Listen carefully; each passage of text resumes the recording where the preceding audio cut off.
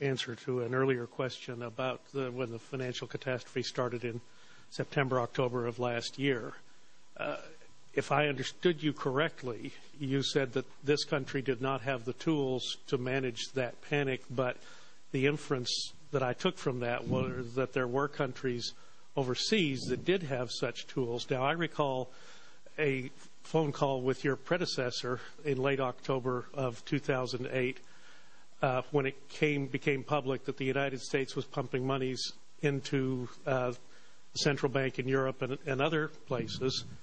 And I suggested that was not the correct thing to be doing. And he said if the United States is not helping these countries, then they will collapse. So which is it? Were we the savior of those countries that, according to the current president, didn't even like us that much until he took office?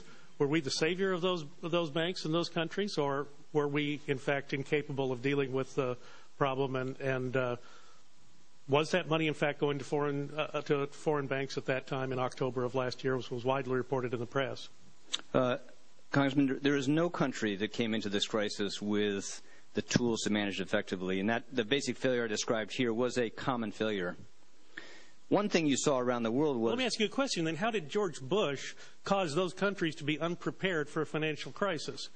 And Glass-Steagall has come up this morning. If I recall, Glass-Steagall was repealed. That bill was signed by Bill Clinton, not George Bush. You're absolutely and I frankly don't understand if that's such a good protection. This president's been in office for 10 months. Where's the signed legislation reinstating Glass-Steagall? What?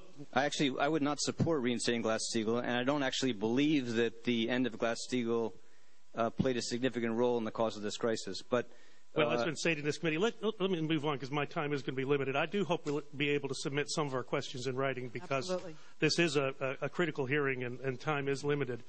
All right, we've got the TARP. It's supposed to expire.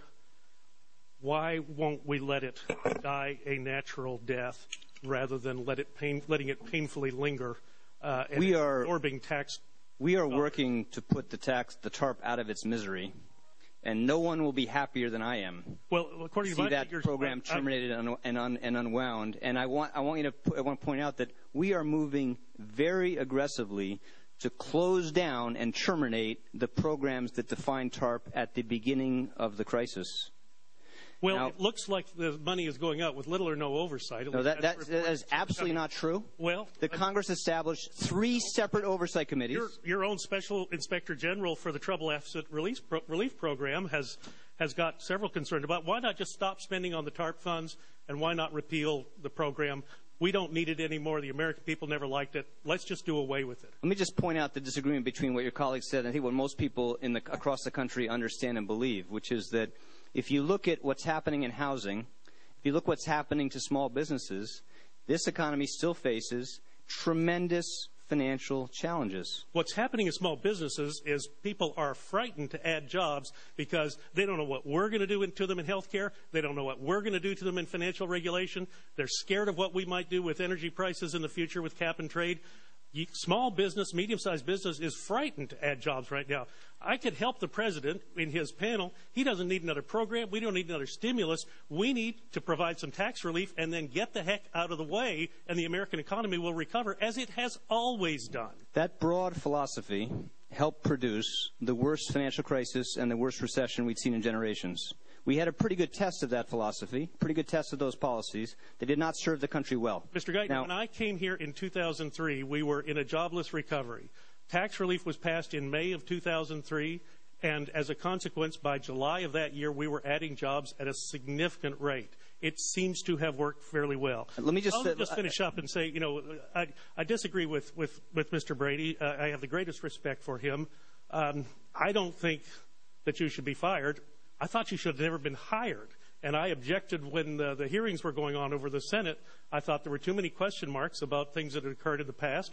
And it did not leave the American people with a good feeling about the person who was going to be responsible for this economic recovery.